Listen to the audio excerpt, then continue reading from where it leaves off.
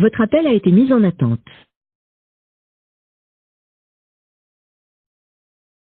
Votre appel a été mis en attente.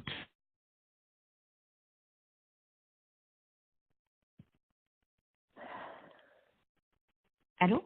Allô, oui, bonjour. Oui, bonjour, Soukaina? Oui, Oui, bonjour. Sia Soldani, je ne vous dérange pas. Vous m'aviez proposé de vous appeler par rapport à ma thèse ce oui, matin. bien sûr, bien sûr. Ah. Merci beaucoup de prendre le temps pour me recevoir. Non, non, je vous en prie. Oui, donc, alors, je suis justement en train de faire une thèse professionnelle dans le cadre de mon master HEC les Mines Paris Tech, D'accord. formation digitale. Et donc, le sujet de ma thèse, c'est par rapport à la data émotionnelle. Mon objectif, en fait, c'est de comprendre, de faire une sorte d'état de l'art sur les datas comportementales et d'essayer de mettre en perspective différents regards, les besoins et aussi les opportunités, les menaces en termes de fil data, aussi bien d'un point de vue consommateur, d'un point de vue de regard des annonceurs, de chercheurs aussi en neurosciences, par exemple, d'agences et en termes de solutions.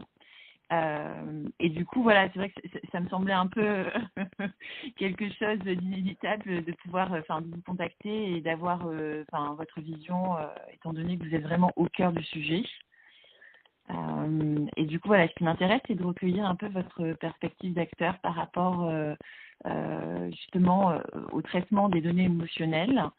Quels peuvent être justement les challenges aujourd'hui en termes de collecte des datas.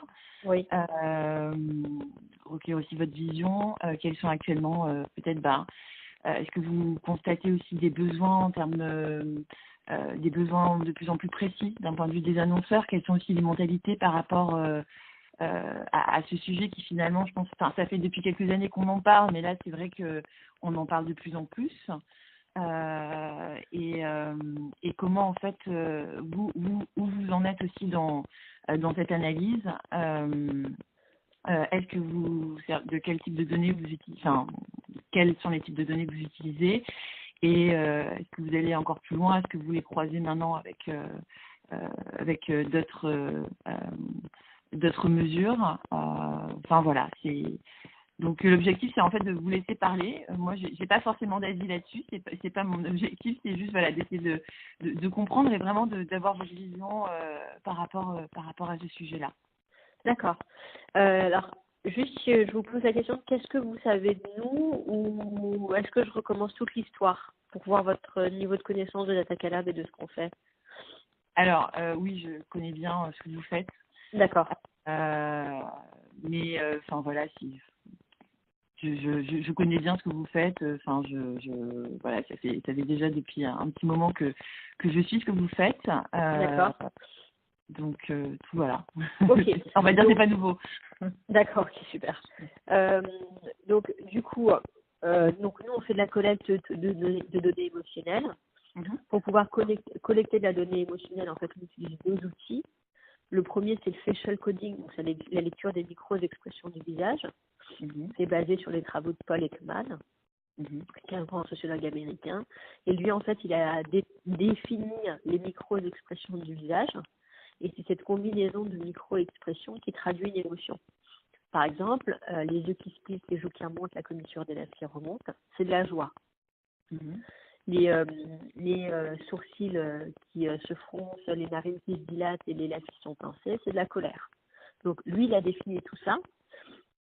Et ensuite, il a pu déterminer les 7 émotions universelles sur lesquelles, en fait, tout le monde se base aujourd'hui. Et nous, on a développé notre propre algorithme qui permet, du coup, de voir sur les flux vidéo de personnes quelles sont les émotions qui ont été ressenties seconde par seconde. Parce que, par exemple, si un annonceur, je lance un nouveau spot publicitaire, donc nous, on lui propose de le pré-tester ou de le post-tester. Et on lui montre, du coup, face à un panel de 200 à 300 personnes, même s'il veut, on peut rajouter une segmentation. Ça lui permet, en fait, de qualifier son spot, de se dire déjà par rapport à une norme benchmark compétiteur, est-ce qu'il se trouve plus ou moins élevé ou dans la norme ou pas du tout. En termes de niveau d'attention, est-ce que ça réussit à capter l'audience? En termes d'engagement émotionnel, est-ce que les gens ont ressenti une émotion?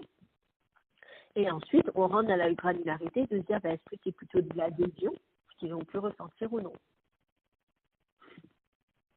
Vous me dites si je vais trop vite. Hein. Non, c'est bon. Alors, juste au passage aussi, je suis en train d'enregistrer, mais c'est juste pour moi personnellement Oui, il n'y a pas de souci. L'entretien. Oui, il n'y a pas de souci. Et vous me direz également, on peut mettre en place une clause de confidentialité. C'est pas du tout un problème. Dans tous les cas, je reviendrai vers vous avec un résumé de l'entretien pour que vous me validiez pour vous si c'est bon ou non. Et donc voilà. Donc c'était juste aussi pour. Parfait. Être ça au clair. Très bien. Donc, je prends des notes, mais j'enregistre aussi en même temps. Ok, donc, super. C'est bon. Donc ça, c'est le premier outil. Le deuxième outil pour collecter la donnée émotionnelle, c'est le bracelet connecté. Et le bracelet connecté, lui, il permet de mesurer en fait des données physiologiques. Donc, le rythme cardiaque, la température de la peau et la microexcitation, pardon. Donc, ça veut dire aujourd'hui que quand je suis dans un parcours client, je suis dans une gare, dans un hôtel, dans un musée, dans un magasin, peu importe, on arrive en fait à suivre la personne qui est équipée du bracelet connecté et on a une hôtesse qui suit chaque personne et qui labellise tout ce qu'elle fait et tous les lieux qu'elle visite. Je prends l'exemple d'une gare, il va aux toilettes, il va chez Paul acheter son sandwich, il va au relais acheter son magazine, il est ensuite des tableaux de départ des trains, etc., etc. Mais également, il est au téléphone, il est assis, il lit, il y a une annonce sonore, il y a un courant d'air, etc. Parce que quand les lieux peuvent avoir un impact sur les émotions, mais également les événements que la personne vit. Je peux être, je sais pas moi, chez Paul en train d'acheter mon sandwich, mais en même temps, je suis au téléphone avec mon conjoint et on discute. Donc, du coup, mon pic d'émotion est plus lié à la tension avec mon mari que au sandwich que j'achète concrètement, quoi. Oui, d'accord. Et ça, du coup, c'est quelqu'un qui observe ça et qui collecte en même temps, qui observe le comportement en plus pour s'assurer que les événements extérieurs, il n'y a pas d'événements extérieurs qui viennent contredire finalement l'objet d'étude initiale. Exactement, parce que sinon j'aurais pu mettre une puce GPS dans le bracelet, sauf que cette puce, elle ne donne pas d'indication sur les moments. Mm-hmm. Donc voilà, donc ça c'est les deux outils qu'on utilise pour pouvoir mesurer les émotions. Et après, on peut les mesurer donc soit sur du contenu de marque, des spots, des émissions de télé, je sais pas moi, des sites internet, mais également lors de conférences. Parce que pareil, aujourd'hui, il y a très peu de KPIs au niveau de l'événementiel. La seule chose qu'il y a, c'est surtout les questionnaires de satisfaction, mais c'est du déclaratif. Donc là, en fait, on met des caméras qui filment l'audience, une caméra qui filme la scène, et on synchronise les deux vidéos. Mais vu qu'avec la nouvelle réglementation RGPD, on est obligé de demander le consentement des gens, donc en fait, ils sont informés en amont via email en disant que quand vous allez participer à l'événement, vous serez filmé, etc. Mais également, à l'entrée de la salle, on remet un petit message A4 avec vous allez être filmé, etc., etc., quoi. Toutes les données que vous collectez, du coup, sont toujours via le consentement de... Exactement. Oui. Consentement. De toute façon, les données qu'on a, elles sont anonymisées. Moi, je ne sais pas si c'est Pierre, Paul ou Jacques. Et puis, de toute façon, elles sont agrégées. Attendez, 2 minutes, je me bouge parce que là, j'en peux plus. Pas de problème.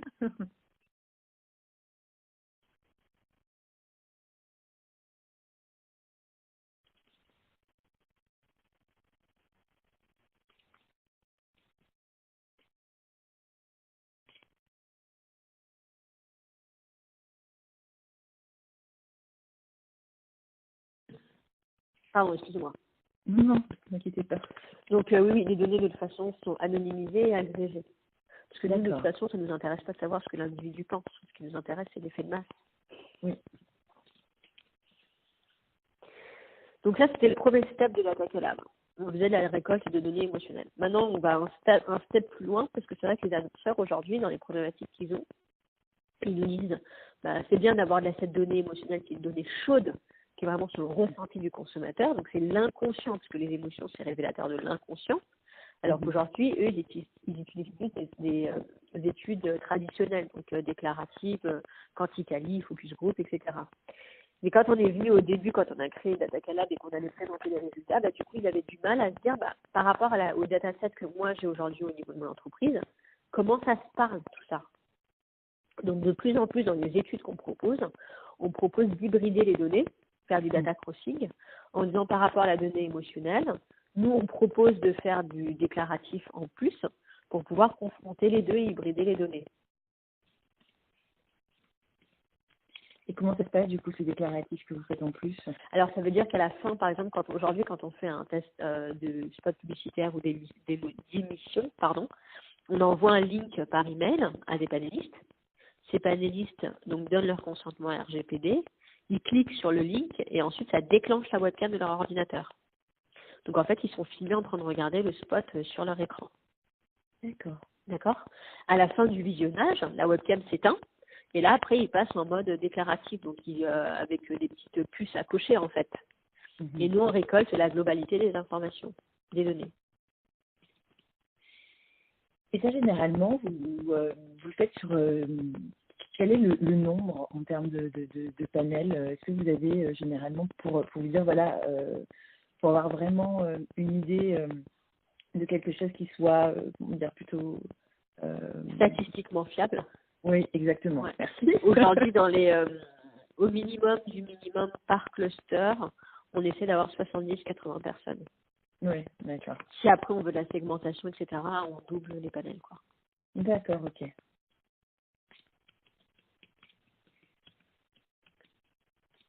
Et donc, du coup, oui, donc là, c'est vrai que c'est quelque chose qui est de plus en plus demandé, c'est ce que vous me disiez par les annonceurs, ça, c'est quelque chose que vous faites en tout cas de plus en plus, c'est d'hybrider ces données-là pour avoir justement cet aspect déclaratif et peut-être avoir une réassurance.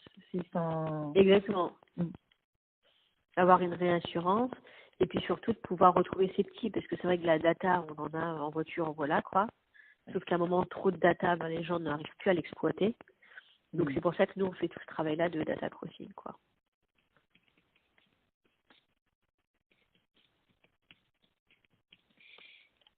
Est-ce qu'il y a des datas que vous collectez est-ce que c'est vous qui définissez donc à chaque fois justement vos clusters? Est-ce que vous récoltez de la data directement auprès des annonceurs, c'est-à-dire de la data qu'ils auraient eux-mêmes déjà, ou vous reprenez tout, ou vous comment dire, ou vous repartez toujours de zéro? Je ne sais pas si ma question est très claire. Si, en fait, on a deux façons de faire. Quand on est sur du déclaratif, la plupart du temps, c'est nous qui allons mettre en place le déclaratif.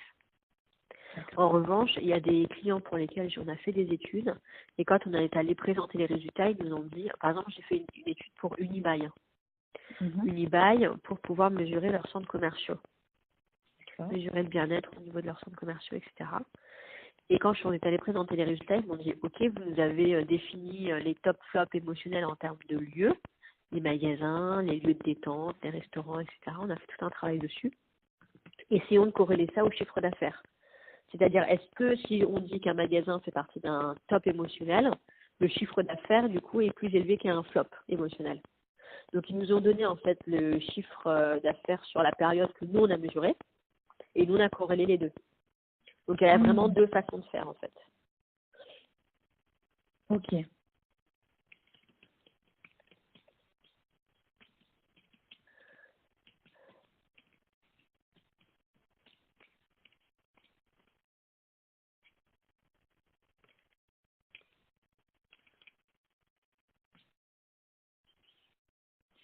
Très bien.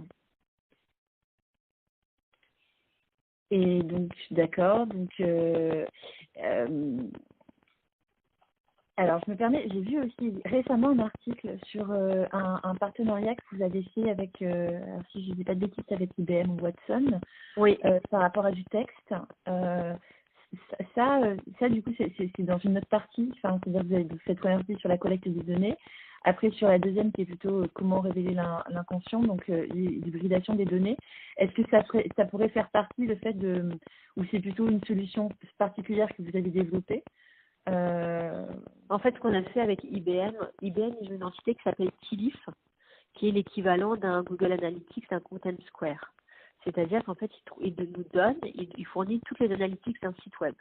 Le temps passé par page, le nombre de clics, le mouse tracking, etc. Donc ça, c'est les analytics froides qu'on a aujourd'hui pour tous les annonceurs, quoi. C'est comme un Google Analytics. Nous, ce qu'on a rajouté en plus avec TILIF, parce qu'en fait, nous, on est partenaire d'IBM parce qu'on avait été sélectionnés pour intégrer leur Scale Zone. Leur Scale Zone, c'est tout un lieu, en fait, où ils choisissent des startups qui ont déjà un produit en commercialisation et ils les aident, en fait, à se scaler. D'accord? Donc, nous, on avait intégré la Scale Zone et en fait, on s'est dit qu'il y a des synergies à faire avec cette entité d'IBM en se disant, aujourd'hui, voilà le produit de TILIF. Nous, en plus de ça, on peut donner la mesure émotionnelle sur les sites parce qu'on filme les gens via la webcam, c'est pareil que les spots. Et du coup, après, on corrèle les deux données. Donc, vu que j'ai le temps passé par page, j'arrive à avoir, moi, avec la mesure émotionnelle, est-ce que les personnes étaient engagées? Quels sont les top ranking products? Où est-ce que les gens ont cliqué? Est-ce que c'est des zones chaudes, des zones froides, etc. Et on peut corréler ça derrière au chiffre d'affaires des annonceurs. Ça, c'est la première fois c'est une sortie mondiale qu'on a annoncée au CES. Et on est les seuls à faire ça aujourd'hui. D'accord.